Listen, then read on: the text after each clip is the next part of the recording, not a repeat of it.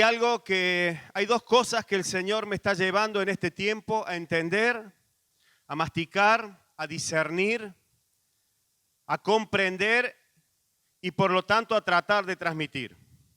Dos cosas. No vivir una vida religiosa, o sea, con ritos, con cosas que cumplimos y demás. Esa sería la primera cosa a la que el Señor me está llevando, o me está haciendo entender y trato de comprender y de practicar. Y la otra es a llevar una vida espiritual. Y llevar una vida espiritual no es simplemente participar de una religión, dicho así rápidamente, sino que llevar una vida espiritual es llevar una vida en donde el Espíritu Santo sea el que intervenga todo el tiempo. Donde podamos hacer la voluntad de Dios, no solamente la explícita, la escrita, sino la voluntad de Dios implícita, aquella que Dios te demanda a vos, a cada uno. Aquello que Dios le pone a cada uno como su voluntad. ¿Me entiende lo que digo? Esto es llevar una vida espiritual. Y es la más difícil, o al menos una de las más difíciles de encontrar. Pero es algo a lo que estoy persuadido que Dios quiere que lleguemos. Y en torno a eso quiero hablar hoy, y quizás hoy leamos mucho, y ya deje de hablar tanto yo y leamos la palabra, porque voy a leer en 3 libros diferentes, 2 del Antiguo Testamento y 1 del Nuevo Testamento, acerca de estas cosas, de beneficios y de cuestiones que Dios valora en aquellas personas que dicen ser sus hijos. Todo lo que está referido en el Antiguo Testamento está referido al pueblo de Israel. Antes de comenzar a leerlo, quiero que tengamos conciencia y entendimiento de que cuando la palabra de Dios se refiere al pueblo de Israel, cuando Dios le habla al pueblo de Israel, o le habla a los judíos, o le habla al pueblo hebreo, le está hablando en figura al pueblo de Dios. Le está hablando en figura y en referencia a nosotros, a la iglesia. Digo esto, no es que esto sea una teología y sea una verdad absoluta. Estoy diciendo la referencia. De hecho, la Biblia dice que todo lo que está escrito en el Antiguo Testamento, todo lo que aconteció, es figura para que nosotros aprendamos. La fe de Abraham fue una figura para que nosotros aprendamos de nuestro padre Abraham. Ahora, usted no puede decir padre Abraham porque usted no es judío. Sin embargo, decimos que es nuestro padre de la fe, porque es figura de la fe. Es enseñanza. Entonces, todo lo que leamos acerca de esto, en lo que se refiere a pueblo de Dios, a judío, no es que usted se considere un judío y a partir de mañana sea un tacaño bárbaro y no meta más la mano en el bolsillo. No. Sino que somos como injertados, dice la Biblia, dice la palabra, enseña la palabra. ¿Por qué? Porque todo lo que Dios le habla a su pueblo es referencia para nosotros. Amén. Dicho esto, vamos a comenzar leyendo el Salmo 34. Mientras leía este salmo esta mañana, inmediatamente me fui a varios libritos extra. Y si bien sé que rápidamente los salmos fueron escritos por David, dije, a ver cómo es esto. Y me fui a escudriñar un poco.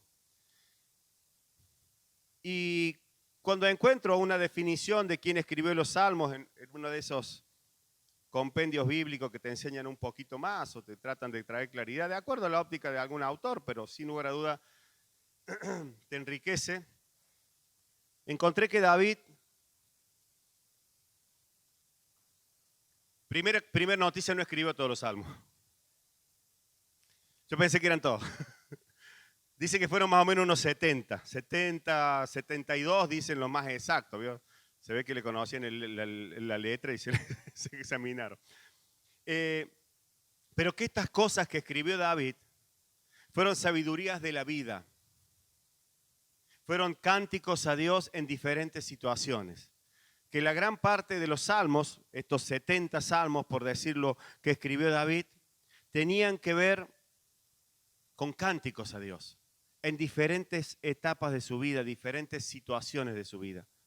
Cuando digo diferente, podrían ser situaciones pasionales, con mucha pasión, con mucho énfasis, otras situaciones de dolor, de angustia, de desesperación. Pero particularmente después de haber hurgado un poco y ver esto y leer este salmo, el que vamos a compartir ahora, me da la sensación a mí que este es un salmo salomónico. Y esto es una sensación mía, yo no soy un estudioso de la palabra, no puedo afirmar y hacer un nuevo escrito de la Biblia que diga, este salmo lo escribió Salomón. Pero encuentro en este salmo una sabiduría salomónica, porque hay una expresión de enseñanza acerca de lo que debemos saber y cómo debemos actuar en torno a Dios y no necesariamente un cántico. ¿Me explico lo que digo? Entonces, dicho esto, vamos a leer Salmo 34, capítulo 34, verso 7 en adelante. Y le voy a leer desde el 7 para no tomar completo, porque quiero que entendamos algunas cosas específicas. Dice así, este sería hermoso para tenerlo en una época, hoy no se usa tanto, pero en una época los cristianos evangélicos teníamos cuadritos que generalmente tenían una linda cascada con unos lindos pajaritos o una linda pradera con florcitas amarillas y rosas. Y poníamos estos textos en esos cuadritos. Usted entraba a la casa de un evangélico, en vez de ver un cuadrito de una virgen o una estatua de algún santito, veía estas cosas. Yo recuerdo que era muy común cuando hace 35 años atrás todos los evangélicos tenían estas cosas. Hoy ya no se usa esto, pero mire qué linda palabra para ponerla en un cuadrito. Dice, el ángel de Jehová acampa alrededor de los que le temen y los defiende. ¿Le gusta esa palabra? El ángel de Jehová acampa alrededor de los que le, ¿cómo dije? De los que le temen y los defiende. Estas son verdades y es una verdad bíblica. De hecho, voy a compartir un pequeño testimonio acerca de esto. Esto es algo con lo que yo siempre he orado en torno a mi casa. Porque así como soy de muy entendido y leído para muchas cosas, soy bien brutito para entender la palabra. ¿Sabe qué significa brutito? Tal cual la dice, yo la confieso y la creo. Por eso dice la Biblia que los niños, ser como niños, es los que se pueden apoderar o tener el reino de los cielos. Si yo lo escribiera hoy a eso, diría, si somos como niños nos podríamos empoderar del reino de los cielos. Y en torno a esta palabra el testimonio es este. Siempre oré de esta forma, siempre declaré de esta forma. Y cuando nos mudamos aquí al barrio donde vivimos ahora, al año, 2 años de vivir allí, íbamos a la iglesia de noche. O sea, si usted quería robar en alguna casa, la más fácil era la mía, porque sabía a qué hora me iba y a qué hora volvía. Creo que en ese entonces nos congregábamos bien lejos, en Córdoba, en la ciudad, digamos, porque estamos en Córdoba. Te parezco los del campo, vamos para Córdoba.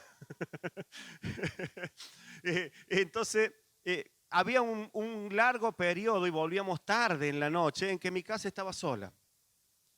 Entonces, quien les habla, quien no se preocupa mucho en entender la palabra, sino en profesar la palabra y confesar la palabra y creer la palabra, siempre oró por su casa, diciendo que los ángeles de Jehová acampaban alrededor de mi casa y la cuidaban, la defendían.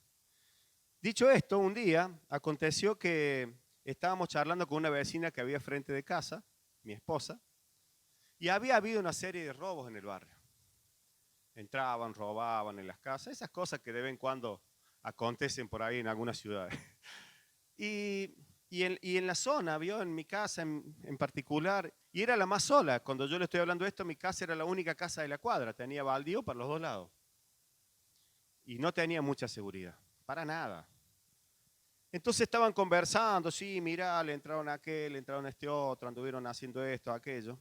Y esta mujer, que por cierto era una persona muy espiritual, pero del otro lado, era parapsicóloga, era bruja moderna, le dice, y sí, ¿a vos quién te va a robar? Le dice a mi esposa. Mi esposa la mira, como diciendo, si tenés esos 2 guardianes que te cuidan desde el techo de tu casa, están siempre parados allí.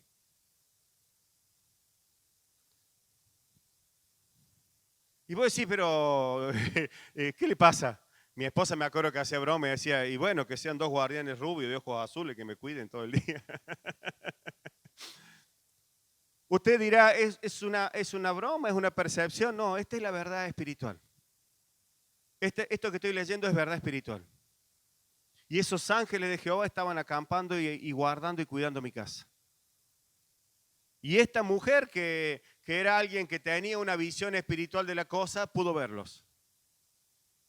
Y no fue ninguna confesión. Ella vio y dijo, a vos te cuidan la casa. A vos nadie te va a tocar.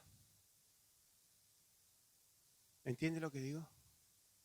Bueno, eso es lo que dice la palabra, pero ahora quiero ir a la enseñanza.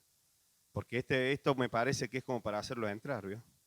El ángel de Jehová acampa alrededor de los que le temen y los defiende. Gustad y ved que es bueno Jehová, dichoso el hombre que confía en él. Temed a Jehová, vosotros sus santos, pues nada falta a los que le temen. Los leoncillos necesitan y tienen hambre, pero los que buscan a Jehová no tendrán falta de ningún bien. Ahora, esto es fe pura, mi querido.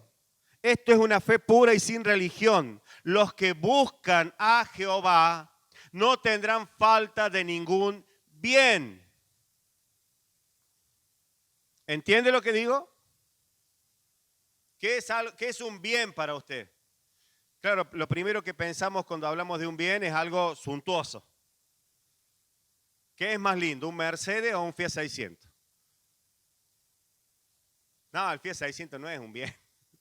Es un auto que ya no anda. Pero un Mercedes nuevito, ese sí. No, un bien es todo aquello que te hace bien.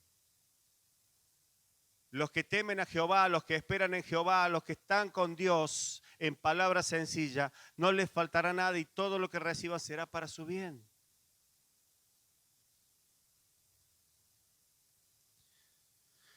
Venid, hijos, oídme. Oigan, ¿les puedo decir hijos? Venid, hijos, oídme. El temor de Jehová os enseñaré.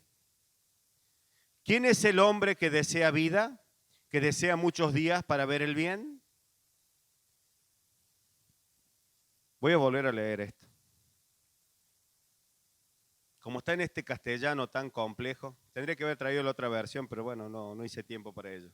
No se me ocurrió, mejor dicho. Venid, hijos, oídme. Esto es como si yo le dijera, vengan que les voy a contar algo. Esto es como lo que le estoy diciendo para el día miércoles. Vengan muchachos de la iglesia, vengan hermanitos, vengan por favor, vengan este miércoles, escúchenme. Tengo algo para decirles que les va a hacer mucho bien. Tengo algo para enseñarles que le va a hacer mucho bien. ¿Sabe por qué estoy hablando esta palabra y las que voy a compartir luego de esta? Porque deseo de todo corazón que les vaya muy bien. Y hay una iglesia en estos tiempos, la iglesia evangélica en general, digo en general, incluyéndonos. Cuando digo general no estoy excluyéndome. Que solamente ha tenido un tiempo de predicación y de manifestación de la cosa de Dios emocional. Y no una manifestación espiritual. Quiero volver a ver esa iglesia que le hace bien la palabra. Quiero volver a ver esos hermanos que no salen de la iglesia ni súper excitadamente contentos, ni totalmente apochongados, así como pecadores. Quiero ver esa iglesia que se levanta, se pone en pie y puede mirar de frente las situaciones, pero con la autoridad verdadera y espiritual que solo da Dios, no con la emocional. Ay, yo creo y te declaro que te va a ir bien. Y yo creo y te declaro que te va a ir bien. Usted quiere que le vaya bien, enséñele cómo se logra el bien de Jehová para todos los días de su vida, no solo para una expresión del momento. ¿Estoy siendo claro? Entonces acá, por eso digo que me parece más un salmo salomónico que un salmo de David. Un salmo que alguien que te dice, vení, hijito, vengan, les voy a enseñar. Presten atención a lo que voy a leer ahora. Presten atención. No usen ni piensen en esta palabra como algo ni para condenarse ni para condenar, sino por el contrario, para adquirir bien, es decir, bendición, salvación. ¿Se entiende? Gloria a Dios. pastor está con carraspera, así que tiene que tomar mucha agua. Venid, hijos, oídme. El temor de Jehová os enseñaré. Ahora, vuelvo al 7. El ángel de Jehová acampa alrededor de los que lee.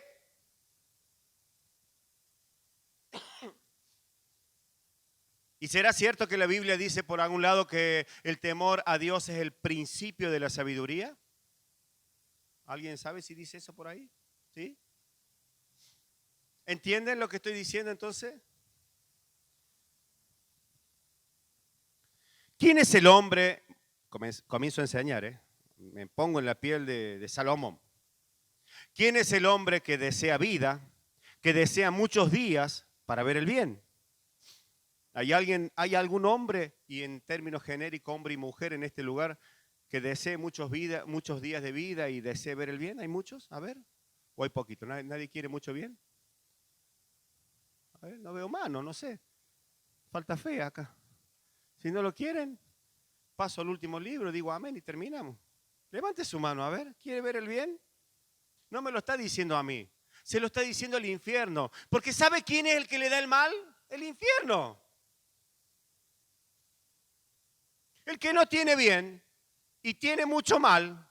Y no estoy hablando de circunstancias, por favor. Nadie se perturbe y diga, ay, el diablo me tiene, porque esto es muy de evangélico, el diablo me pegó una zarandeada, estoy pasando, el diablo inmundo se metió. ¿Qué diablo inmundo? El mal está siempre. Usted tiene la decisión de tomar el bien. El mal ya está. Naturaleza adánica. Libro de Romanos, solo un adelanto. Pablo escribiendo. Miserable de mí, ¿quién me librará de este cuerpo de muerte? Porque no hago el bien que quiero, sino el mal que no quiero, eso hago. Porque la ley que habita en mis miembros es una ley de maldad, pero la ley que habita en el hombre interior es una ley espiritual. Naturalmente somos malos, eso está diciendo. Así que si usted quiere ver el bien, wow. Vamos al verso 13. Comienza a enseñarnos el escritor. Guarda tu lengua de mal. Guarda tu lengua del mal. Es tan difícil hacer esto que me cuesta decirlo. Guarda tu lengua del mal. Ay, yo no le deseo el mal a nadie, pero que pierda el grano. Digo soncera, Digo una soncera. No parece algo malo eso. Para el hincha de Talleres parece algo bueno. Para el hincha de Belgrano lo dice al revés. Parece algo normal. Pero usamos la lengua. Y lo estoy poniendo en términos tontos para que aprendamos a ponerlo en términos verdaderos. Guarda tu lengua del mal. Wow. Y tus labios de hablar engaño. ¿Quién no llegó un día tarde al trabajo?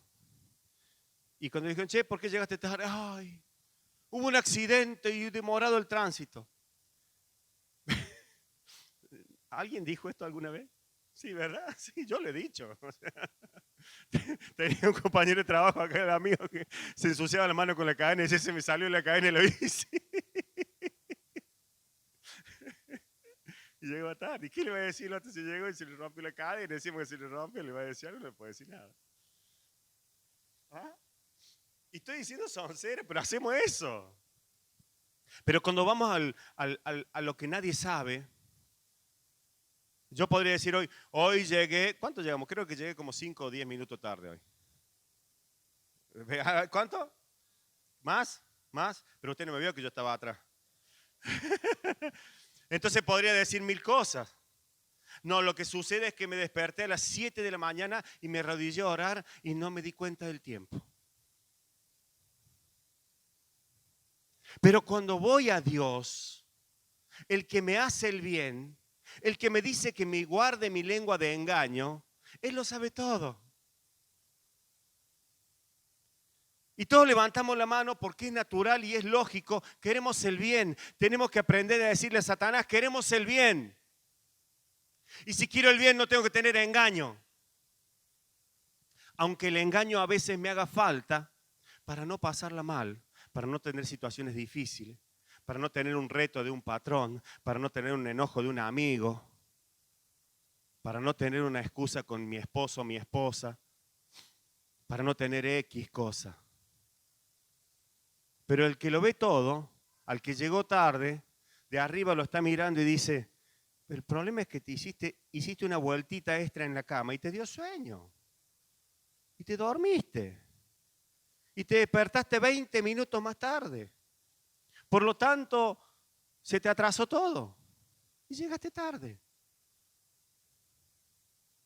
Ahora, fíjese lo que estoy diciendo. Estoy diciendo que esto enseña la palabra. Engaño no sirve. Guarda tu lengua del mal y tus labios de hablar engaño. Apártate del mal y haz el bien. Busca la paz y síguela. Los ojos de Jehová están sobre los justos y atentos sus oídos al clamor de ellos. La ira de Jehová contra los que hacen mal para cortar de la tierra la memoria de ellos.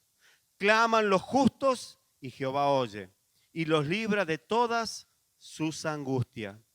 Cercano está Jehová a los quebrantados de corazón y salva a los contritos de espíritu.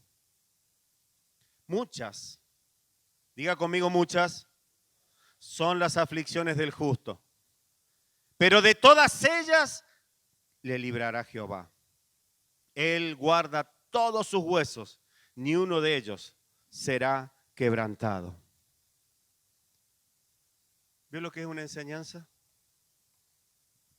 Simple y sencilla. Antes de ir a la próxima palabra, le voy a poner en órbita por qué dice todo esto. Rápidamente. Todo esto que enseña Dios, estas cosas básicas, ¿vio? Que la lleve a términos muy básicos y que fíjese que no la hace más extensa. Acá no está hablando si sos fornicario, adúltero, todas las demás pecados, por decirlo así, no es que los está subrayando, sino no lo está dejando de lado, sino que está poniendo énfasis porque cuando vos practicas esto, todo lo demás te va a ser muy difícil practicarlo. Si vos no hablas mentira, no vas a ser adúltero, porque para ser adúltero tenés que hablar mentira. Un ejemplo nomás. Pero esto que está diciendo, y lo voy a llevar al término espiritual verdadero, a lo que tiene peso. Esto es lo que te aparta de la bendición de Dios, del bien de Dios y del oído de Dios. Entonces, cuando pasamos un tiempo de desgracia, porque veo que dijo, muchas son las aflicciones del justo, y necesitamos que Jehová nos libre, y necesitamos que nuestra oración sea escuchada.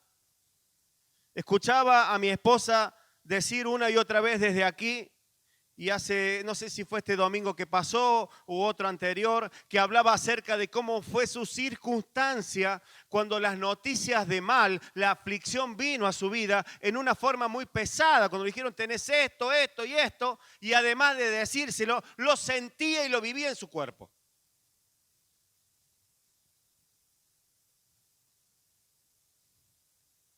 ¿Y cómo es que Dios le libró? Como dice la palabra, que aún sus huesos no serán quebrantados. ¿Cómo es? Yendo a Dios para que Dios le escuche. ¿Qué hace falta para que Dios te escuche? Vamos retrocediendo. Que tu lengua no hable mal. Que tus labios no digan mentira. Que cuando alguien ande haciendo algo malo, vos no estés a la par. Apártate del mal. No está diciendo que evites el mal. Fíjese que no está diciendo vos tenés que andar diciéndole a todo el mundo, vos sos malo, vos no hagas eso, vos sos malo. No. Si alguien está haciendo algo, apártate.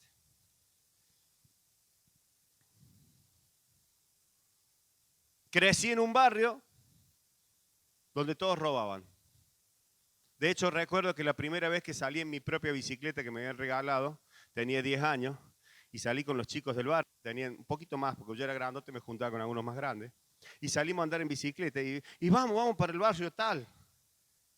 había un barrio lindo cerca de mi barrio, de esos que tienen muchos autos en la calle. Y vamos, dije yo. Y estos desgraciados empezaron a robar antenas de auto y espejitos. Y yo iba con ellos, sabía qué es lo que estaban haciendo. Y yo creí que era un juego, después me di cuenta que no, que las vendían. Hacer mal. Hacer el mal. Ahora dice, apártate del mal. Yo no tengo que ser juez de nadie, ni usted tiene que ser juez de nadie. Usted tiene que saber dónde tiene que apartarse. ¿Por qué? Porque llegará el día en que tendrá la aflicción y querrá ir a clamar a Dios y será como címbano que retiñe, dice la palabra. Algo que hace ping, como el platillo, ping, ping, ping, ping. Y pareciera como que Dios no está. ¿Por qué no está Dios? ¿Es que acaso Dios desaparece? No. Dios no violenta su palabra, por eso te enseña. Dios no violenta su palabra, por eso te habla. ¿Entiendes lo que estoy diciendo?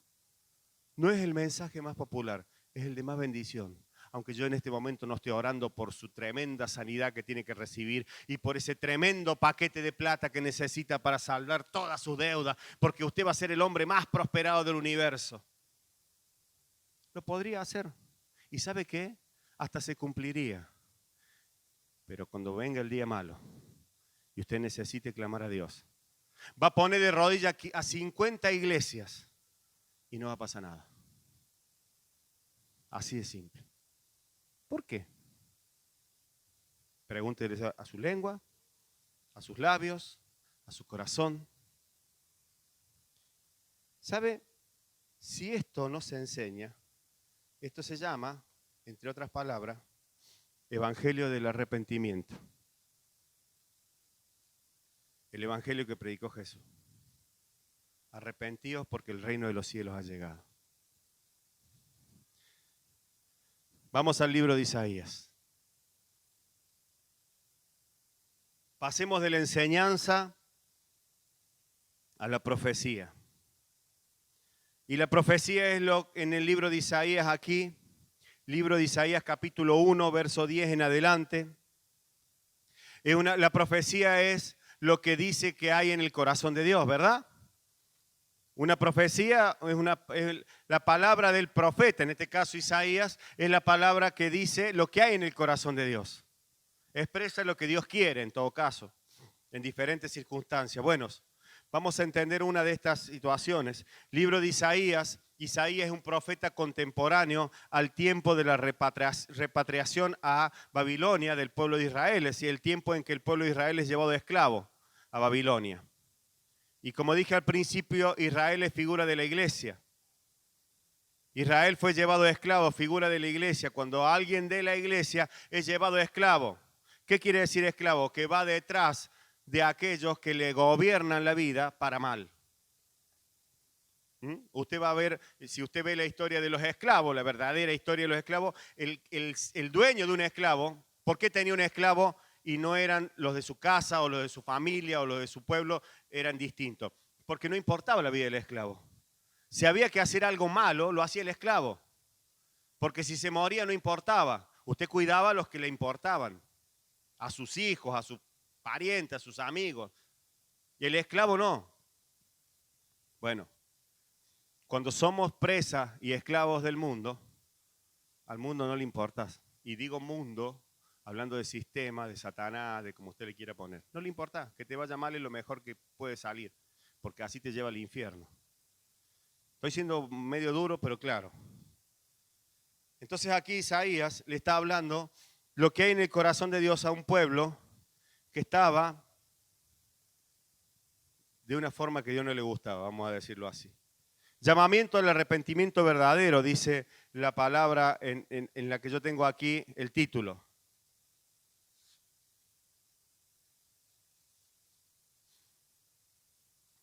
Mire cómo dice.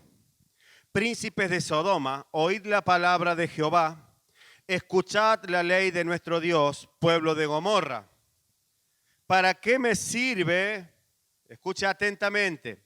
¿Para qué me sirve, dice Jehová, la multitud de vuestros sacrificios. Hastiado estoy de holocaustos de carneros y de cebo de animales gordos. No quiero sangre de bueyes, ni de ovejas, ni de machos cabríos. Vuelvo al principio. ¿Para qué me sirve? Dice Jehová. Esto lo dice Dios. Esto es lo que me refería recién. Cuando le digo que para qué le sirve a Dios alguien que se arrodilla, que ayuna, que ora, que clama. Cuando su corazón no está en ese sentido, cuando la obediencia a Dios no está en su corazón, cuando servir a Dios no está en su corazón, cuando obedecer a Dios no está en su corazón. A Dios le da asco. Dice hastiado, bueno. ¿Quién demanda esto de vuestras manos cuando venís a presentaros delante de mí para hollar mis atrios? No me traigáis más vana ofrenda. El incienso me es abominación, la luna nueva y día de reposo, el convocar asambleas, no lo puedo sufrir, son iniquidad vuestras fiestas solemnes, vuestras lunas nuevas y vuestras fiestas solemnes, la tiene aborrecida mi alma, me son gravosas, cansado estoy de soportarlas. Esto no parece que lo estuviera diciendo Dios. O sea, Dios le está diciendo a su pueblo, estoy harto. ¿Usted se imagina? ¿Puedo tomarme un día esa licencia y decirle cuando lleguen a la iglesia, estoy harto de verles la cara? No podría, ¿no? Me quedaría solo acá. Pero Dios me ha puesto en este lugar para hablar el bien.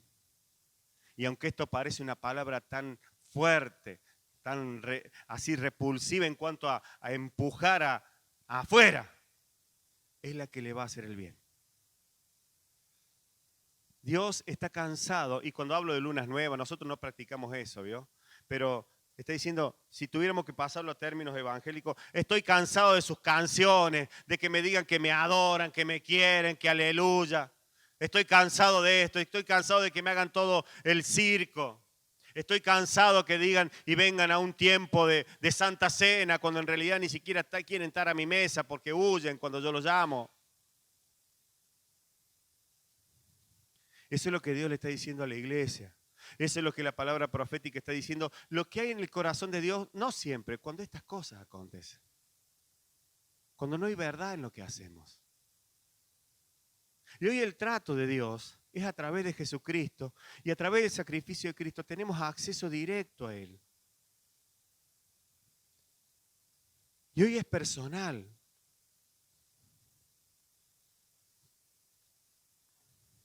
Presencia de Dios. Oro, Señor, para que tu presencia y tu Espíritu Santo no permita que de mis labios salga nada que tenga que ver con mi pensamiento, sino pueda expresar tu palabra para salvación, para bien, para bendición, para poder edificar una iglesia santa, una iglesia próspera, y que sea prosperada como es prosperada su alma, que sea una iglesia que pueda pararse frente al mundo en todo lo que esto representa y tener la autoridad propia de los hijos de Dios. No una iglesia que tenga que andar increpando para decir, soy un siervo, sino una iglesia que pueda manifestar tu poder. Oro, Padre, en el nombre de Jesús, para que esta palabra ilumine nuestra mente, nuestro entendimiento, nuestra alma. Y venga ese gobierno que tú manifestaste y predicaste desde este lugar hace unos días.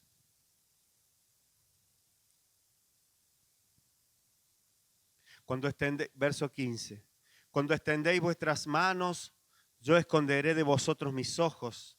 Asimismo, cuando multipliquéis la oración, yo no oiré. Llenas están de sangre vuestras manos. Lavaos y limpiaos. Quitad la iniquidad de vuestras obras delante de mis ojos. Dejad de hacer lo malo. Aprended a hacer el bien. Buscad el juicio. Restituid al agraviado. Haced justicia al huérfano. Amparad a la viuda. Venid luego, dice Jehová, y estemos a cuenta. Si vuestros pecados fueren como la grana, o sea, como el barro, como la nieve serán emblanquecidos. Si fuesen rojos como el carmesí, vendrán a ser como blanca lana. Si quisieres y oyeres y comieres el bien de la tierra, si no quisieres y fueses rebelde, seréis consumidos a espada, porque la boca de Jehová lo ha dicho. Fíjese que a pesar de tanta bravura de Dios, de tanta indignación, termina diciendo, vengan. No me importan sus pecados, pero no vengan sucios. Es decir, no vengan a decir estoy limpio cuando estoy sucio. Vengan. Si están sucios, no importa. Vengan y pongámonos a cuenta, dice Dios, para que sus oraciones sean oídas, para que sus peticiones sean suplidas, para que no sea simplemente una religión. No quería dejar de leerles este pequeño pasaje del libro de Isaías. Quiero que vayamos al libro de Romanos y con esto vamos a concluir. Y voy a tratar, no prometo que sea así, de simplemente leerlo y no detenerme mucho.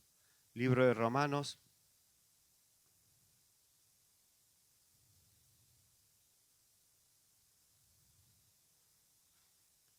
Ah, Señor, ¿será todo? Romanos capítulo 8, verso 1 en adelante. Ahora pues, ninguna condenación hay para los que están en Cristo Jesús. Los que no andan conforme a la carne, sino conforme al Espíritu. Se entiende solo, ¿verdad? Porque la ley del Espíritu de vida en Cristo Jesús me ha librado de la ley del pecado y de la muerte. Porque lo que era imposible para la ley, por cuanto era débil por la carne, Dios enviando a su Hijo en semejanza de carne, de pecado y a causa del pecado, condenó al pecado en la carne, para que la justicia de la ley se cumpliese en nosotros, que no andamos conforme a la carne, sino conforme al Espíritu. Porque los que son de la carne piensan en las cosas de la carne, pero los que son del Espíritu, en las cosas del Espíritu. Porque el ocuparse de la carne es muerte, pero el ocuparse del Espíritu es vida y paz. Por cuanto los designios de la carne son enemistad contra Dios, porque no se sujetan a la ley de Dios, ni tampoco pueden. Y los que viven según la carne no pueden, agradar a Dios. Oh, y es tan bueno, es más bueno que todo. Y los que viven según la carne no pueden agradar a Dios. Mas vosotros no vivís según la carne, sino según el Espíritu. Si es que el Espíritu de Dios mora en vosotros. Y si alguno no tiene el Espíritu de Cristo, no es de él. Pero si Cristo está en vosotros, el cuerpo en verdad está muerto a causa del pecado, mas el Espíritu vive a causa de la justicia. Y si el Espíritu de aquel que levantó de los muertos a Jesús mora en vosotros, el que levantó de los muertos a Cristo Jesús, vivificará también vuestros cuerpos mortales por su Espíritu que mora en vosotros. Así que, hermanos, deudores somos, no a la carne, para que vivamos conforme a la carne. Porque si vivís conforme a la carne, moriréis. Mas si por el Espíritu hacéis morir las obras de la carne, viviréis. Porque todos los que son guiados por el Espíritu de Dios, ¿me escuchó? Porque todos los que son guiados por el Espíritu de Dios, estos son hijos de Dios. Pues no habéis recibido el espíritu de esclavitud para estar otra vez en temor, sino que habéis recibido el espíritu de adopción, por el cual clamamos, Abba Padre. El Espíritu mismo da testimonio a nuestro espíritu de que somos hijos de Dios.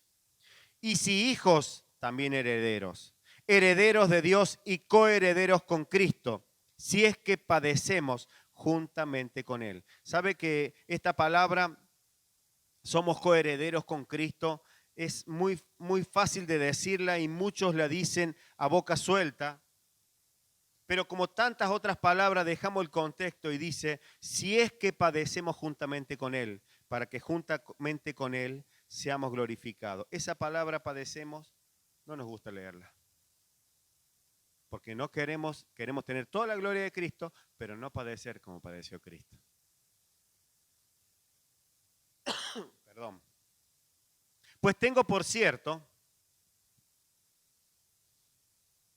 que las aflicciones del tiempo presente no son comparables con la gloria venidera que en nosotros ha de manifestarse. Señor, declaro esta palabra para nosotros, pero la declaro en el completo contexto en que tú la enseñas, Señor, para que esta verdad espiritual sea en mí, sea en nosotros, sea en todos, en este tiempo, Dios, para manifestar tu gloria. Pues tengo por cierto que las aflicciones del tiempo presente no son comparables con la gloria venidera que en nosotros ha de manifestarse. Porque el anhelo ardiente de la creación es el aguardar la manifestación de los hijos de Dios. Porque la creación fue sujetada a vanidad, no por su propia voluntad, sino por causa del que la sujetó en esperanza, es decir, Jesús. Porque también la creación misma será liberada de la esclavitud de corrupción a la libertad gloriosa de los hijos de Dios. Porque sabemos que toda la creación gime a una y aún está con dolores de parto hasta ahora. Y no solo ella, sino que también nosotros mismos que tenemos las primicias del Espíritu, nosotros también gemimos dentro de nosotros mismos, esperando la adopción de la redención de nuestro cuerpo. Otro vaso de agua.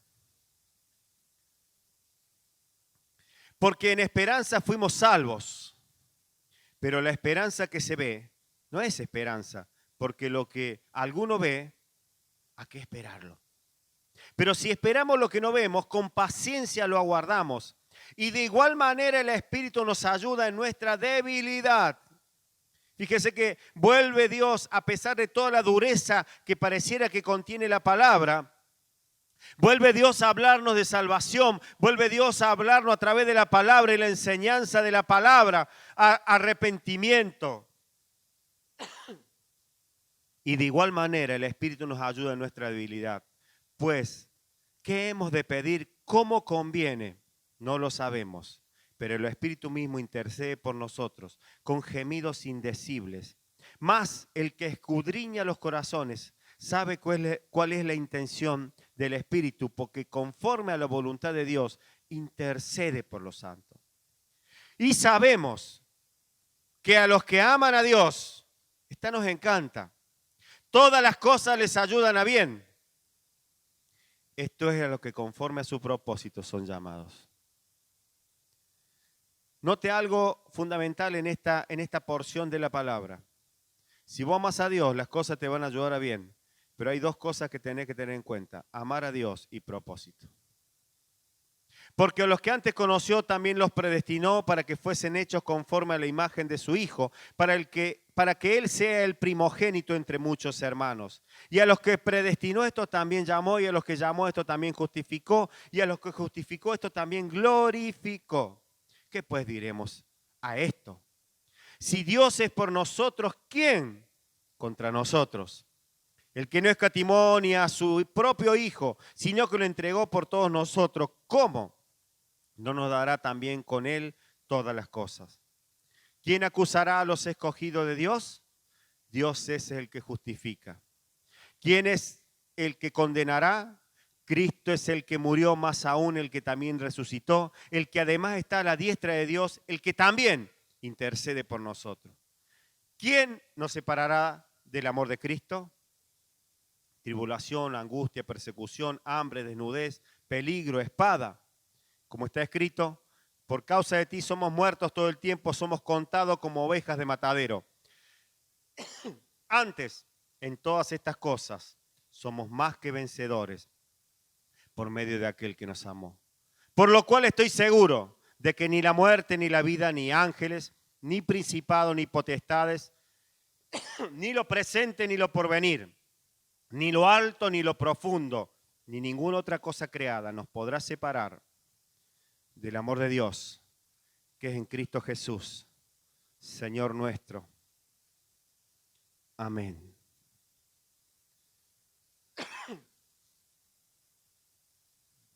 Espíritu Santo, hay cosas que quizás solo las has podido expresar a mi corazón. Como he leído y lo dice tu palabra, es tu espíritu el que habla a nuestro espíritu y es tu espíritu el que puede manifestar esto en nuestro espíritu. Señor, oro en esta mañana para que verdaderamente podamos ser más que vencedores por medio de Jesús. Queridos amigos y hermanos, para concluir este mensaje quiero decirles algo fundamental. Usted es un hijo de Dios cuando reconoce a Dios y le obedece a Dios. Y cuando esto acontece, y cuando digo que le obedece a Dios no es que todo lo hace bien. Le obedece a Dios cuando usted le dice, Señor, yo necesito obedecerte. Señor, guíame. Espíritu Santo, quiero saber qué quieres. No tengo claro qué hacer. No sé cómo seguir. ¿Sabe qué hace usted cuando hace de esta manera una oración? Anula toda la religión. Echa por tierra todo el conocimiento que usted cree que tiene de Dios y le da lugar al Espíritu Santo para que le revele todo lo que Dios quiere de usted. Y comenzamos a ser más que vencedores. Y comenzamos a derribar gigantes. Y comenzamos a tener una nueva vida en Cristo. Y es en Cristo. No es lo que usted quiere, no es como a usted le parece. Y no que lo que a usted le parezca sea malo o sea bueno, a veces parece muy bueno, pero no es específicamente lo que Dios quiere. Y no estoy hablando de pecados ni de cosas raras, nada. Estoy hablando de voluntad de Dios. Estoy hablando de que seamos gente que puede vivir el bien de Dios en su vida en forma completa. Y que cuando una situación sea mala, usted tenga cómo pararse y enfrentarla. Y tenga la autoridad del cielo. Para cuando venga el día malo, cuando sea el día de la aflicción, su oración sea escuchada. Su petición sea suplida. Y sea sostenido en la mano de Dios. Para que nada nos separe del amor de Dios. Nada nos impida vivir la gracia, la verdad, el poder de Dios, la gloria de Dios. Para que se cumpla la palabra, que los que aman a Dios, todo le ayuda para bien. Amigos, en este tiempo, aunque en casi todos mis años de conocer a Dios lo he vivido, pero en este tiempo he podido ver cómo verdaderamente a los que aman a Dios todo le ayuda para bien, aun cuando parece que esa situación que tenés es adversa. La habilidad de ser un hijo de Dios es lo que necesitamos. Gracias, Señor. Amén. Bueno, Dios les bendiga.